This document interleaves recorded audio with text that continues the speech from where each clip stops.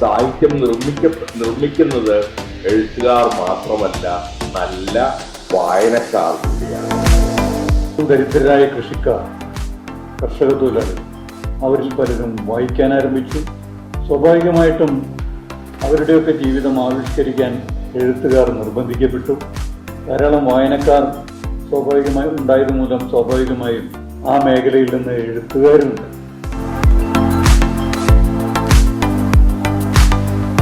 നമ്മൾ മാറേണ്ടതുണ്ട് എന്നുള്ളതും നമ്മൾ മാറുകയാണ് എന്നുള്ളതും മാറ്റം എന്നുള്ളത് ഒരു നിത്യ പ്രക്രിയയാണെന്നുള്ളതുമാണ് ഈ കുടുംബശ്രീ മിഷൻ സംഘടിപ്പിക്കുന്ന ക്യാമ്പിന്റെ ആത്യന്തികമായ മുദ്രാവാക്യം. കേരള സാഹിത്യ അക്കാദമിയുടെ ഒരു പരിപാടിയിൽ പങ്കെടുക്കാന്നൊക്കെ പറയുമ്പോൾ അത് ഏറ്റവും വലിയൊരു ഭാഗ്യമായിട്ട് ഞാൻ കരുതുന്നു.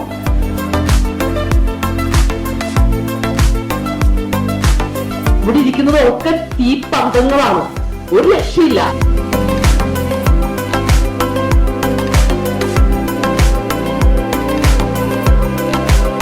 ഒരു നാടിനെ പൂർണ്ണമായും അറിഞ്ഞു കൊണ്ടുപോകാൻ കഴിയുന്നുണ്ടെങ്കിൽ മാത്രമേ യാത്രാ വിതരണം എന്നുള്ള ആ ഒരു വലിയ തലത്തിൽ നിൽക്കുകയുള്ളൂ. നിങ്ങൾ ചരിത്രത്തിലൊരു കാര്യം പറയുന്നതിന് തെളിവുണ്ടാവും. അങ്ങനെയാണ് ചരിത്രം. ആ ചരിത്രത്തിന്റെ പ്രത്യേകത എന്താ? ആ പറയുന്ന കാര്യങ്ങളുടെ എല്ലാം കഴിഞ്ഞു പോയി. അതൊക്കെ കഴിഞ്ഞു പോയ കാര്യം. സാഹിത്യ ചരിത്രം കഴിഞ്ഞ കാര്യമാണോ? പുസ്തകത്തെ കുറിച്ചുള്ള ഒരു അവലോകനമായാൽ പോലും അത് എഴുതുന്നതിന് പകരം പറയുകയോ അല്ലെങ്കിൽ എന്താ പറയുക വീഡിയോ ആയിട്ട് അവതരിപ്പിക്കുകയോ ചെയ്യുന്ന തരത്തിലേക്കാണ് പുതിയ രൂപത്തിലുള്ള സൈബർ സാഹിത്യത്തിന്റെ മാറ്റം എന്ന് എനിക്ക് തോന്നുന്നു. വായനശാലകളൊക്കെ പൂട്ടിപ്പോകേണ്ടി വരും എന്ന് പറഞ്ഞിരുന്ന ഒരു അലമുറ നിലവിളിയൊക്കെ നമ്മുടെ നാട്ടിലുണ്ടായിരുന്നു. പക്ഷെ അങ്ങനെ ഉണ്ടായില്ല. ഇതില്ല.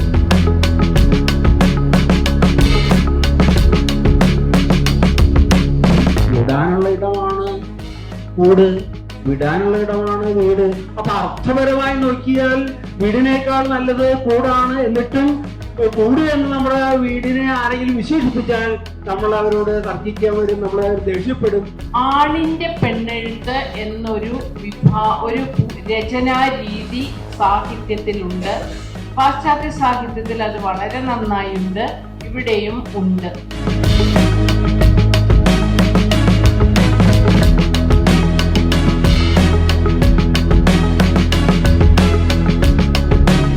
നോവലില് നമുക്ക് ഈ കഥ കുറച്ചുകൂടി വിശാലമായ ഒരു കാലം അല്ലെങ്കിൽ വിശാലമായ ഒരു ക്യാൻവാസ് നമുക്ക് കിട്ടുന്നത് കൊണ്ട് നോവലില് എഴുത്തുകാരൻ കുറച്ചുകൂടി സ്വാതന്ത്ര്യം അനുഭവിക്കും. കഥാകാരൻ അല്ലെങ്കിൽ കഥാകാരി സന്മാർഗികത, നമ്മൾ ചില വിഷയങ്ങൾ പറഞ്ഞു പോകുമ്പോൾ, ചില തലങ്ങളിലൂടെ കടന്നു പോകുമ്പോൾ ഇതെന്ത് ഇങ്ങനെ എഴുതിയതെന്നൊരു ചില ചോദ്യങ്ങൾ കണ്ടുവരുന്നുണ്ട്. പെട്ടെന്ന് തന്നെ നിങ്ങൾക്ക് എഴുതാൻ തോന്നി നിങ്ങൾ എഴുതുന്ന കഥകളോ ഉണ്ടാകാം. അത് ഇറ്റ് ഓൾ ഡിപ്പെൻഡ്സ്. അതിനെപ്പറ്റി നമുക്ക് പറയാനായിട്ട്. നാടകം എന്ന് പറയുന്നത് സംബന്ധിച്ചുള്ളത് ഒന്ന് അതിന്റെ പെർഫോമൻസിന്റെ ചരിത്രം, ഒന്ന് അതിന്റെ സാഹിത്യത്തിന്റെ ചരിത്രം. രണ്ട് രീതിയിലുള്ള ചരിത്രം ഇതിൽ കിടക്കുന്നുണ്ട്. നാടകങ്ങൾ ഇപ്പൊ അക്കാദമിയുടെ നാടകോത്സവം നടക്കുന്നു, ഇപ്പോക്ക് നടക്കുന്നു, ഒക്കെ ഉണ്ട്. അതിനൊക്കെ ഉപരിയായിട്ട് പ്രാദേശികമായി നിരവധി നാടകോത്സവങ്ങൾ നടന്നുകൊണ്ടിരിക്കുന്നുണ്ട്. പക്ഷെ അതിനകത്തൊക്കെ ഒരുപാട് നടിമാര് നമ്മളൊക്കെ അതിനകത്ത് അഭിനയിക്കുകയും കാണാൻ പോവുകയും ഒക്കെ ചെയ്യുന്നുണ്ട്. പക്ഷേ എന്തുകൊണ്ടോ നമ്മുടെ മാധ്യമങ്ങൾ പോലും ഈ നാടകത്തിലെ നടിയെ എന്തുകൊണ്ടോ കണ്ടിൽ നിന്ന് നടിക്കുകയാണ് ചെയ്യുന്നത്. എനിക്ക് തോന്നുന്നു ഈ നാടകങ്ങൾ എന്നൊക്കെ പറയുന്നത് ഒരുതരം പ്രതിഫലനമാണ്. അതായത് സൊസൈറ്റിയോട് എന്താണോ പറയാനുള്ളത് അതാണല്ലോ നമ്മൾ അതിലൂടെ ഉദ്ദേശിക്കുന്നത്. ഞാൻ എഴുതുന്നതുകൊണ്ട് എനിക്ക് വീട്ടിൽ നിന്ന് ഒരുപാട് വിമർശനവും എല്ലാവർക്കും എതിർപ്പും ഒക്കെ ഉണ്ട്. എങ്കിലും ഇപ്പൊ കുടുംബശ്രീ കൂടി കിട്ടിയ ഒരു ധൈര്യം കൊണ്ട് ഞാൻ എഴുതി തുടങ്ങിയതാണത്.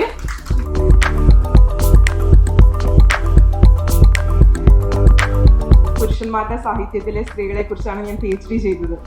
അപ്പൊ അതേപോലെ പോസ്റ്റ് ഡോക്ടറേറ്റ് ചെയ്തത് മലയാളത്തിലെ സ്ത്രീ സാഹിത്യത്തെ കുറിച്ചാണ്. അപ്പൊ കുറെ കൗതുകകരമായിട്ടുള്ള കുറെ കാര്യങ്ങൾ എനിക്ക് അതിൽ നിന്ന് കിട്ടിയിട്ടുണ്ട്.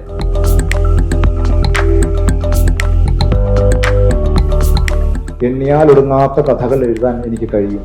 പക്ഷേ കഥകൾ എല്ലാം കഥകളിൽ ഒതുക്കി പറഞ്ഞു തീർക്കാൻ അല്ലെങ്കിൽ പറഞ്ഞു തീർത്ത് ആ കഥകളിലേക്ക് അത് പറഞ്ഞു തീർത്ത് ആ വേദനകളിൽ നിന്ന് സ്വാതന്ത്ര്യം നേടാൻ ഒരു എഴുത്തുകാരനും കഴിയില്ല.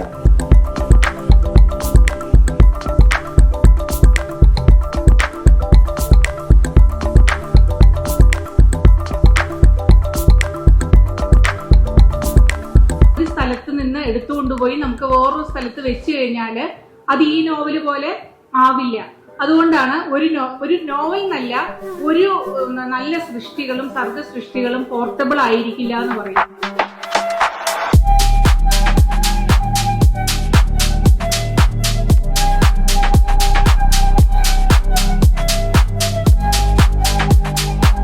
കലോത്സവ പ്രതിഭകളൊക്കെ ഉണ്ടല്ലോ. ഈ കലോത്സവ പ്രതിഭകളൊക്കെ എവിടെ പോകണം നമുക്ക് അറിഞ്ഞുകൂടാ.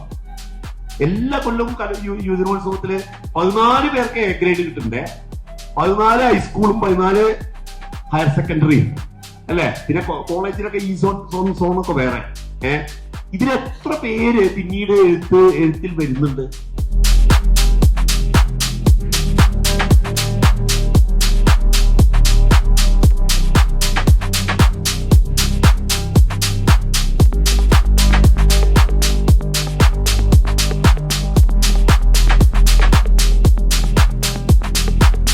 മലയാള ചെറുകഥയിലെ പല കഥാകൃത്തുക്കളും ഒരു വഴിമാറ്റം നടത്തിയിട്ടുണ്ട്.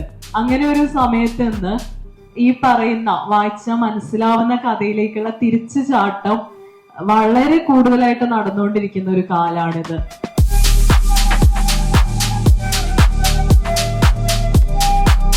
ഭാവുകത്വം രംഗപ്രവേശം ചെയ്യുന്നത് കഥയിലാണ് എന്ന് കാണാൻ പറ്റും. അത് ജിനിഷ പറഞ്ഞത്. ഇങ്ങനെ കാലത്തിന് മുമ്പേ സഞ്ചരിച്ചുകൊണ്ടിരിക്കുന്ന ഒന്നാണ് മലയാളത്തിൽ ചെറുകഥ എന്ന് പറഞ്ഞാൽ തെറ്റില്ല. അത്രമേൽ അത് വളർന്നു കഴിഞ്ഞിട്ടുണ്ട് എന്നതിൽ സംശയവുമില്ല. കവിതയെങ്ങോ പോയി അറിയില്ലേ.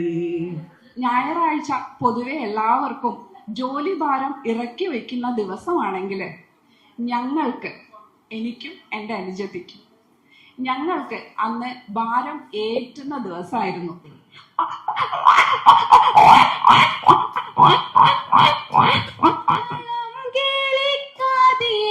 ചൊല്ലാണ് കണ്ണിലെത്തിരി കൺമഷി വേണ്ടേന്ന്.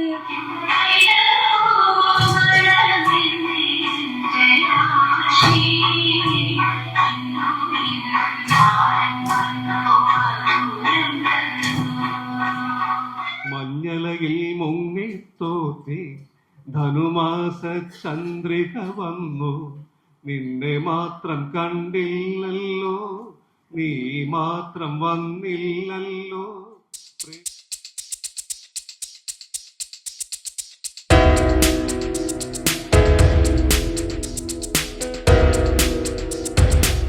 ഒരു നിശ്ചയമില്ലേ ഒന്നിനും വരുമോരോ ദശ, വന്ന പോലെ പോവും ജന്തുവിന്നുഹ വിവൃത കവാട അനാരതം വൃത്തി. എപ്പോഴും തുറന്നിരിക്കുന്ന മരണത്തിന്റെ വാതിലിന്റെ മുന്നിലാണ് നമ്മളുള്ളത്.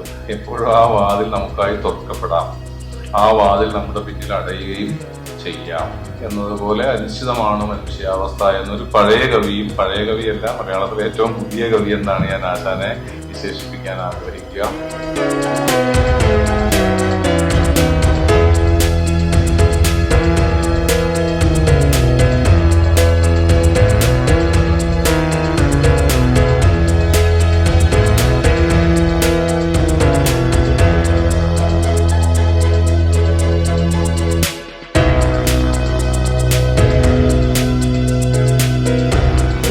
മൊത്തത്തിൽ വിലയിരുത്തുന്നതല്ല, അതിനൊരു അനുഭവമായി ഞാൻ ഉള്ളിലേക്ക് സ്വീകരിക്കുന്നത് ഭാഷയുടെ കവിതയല്ലേ പറഞ്ഞത്. ഭാഷയുടെ ഹൈക്കു കവിതയുടെ ഒരൊറ്റ വാക്കുകൊണ്ടാണ് ജലാരവം. അതുപോലെ ഇങ്ങനെ ഉള്ളിൽ അലയടിച്ചുകൊണ്ടേ.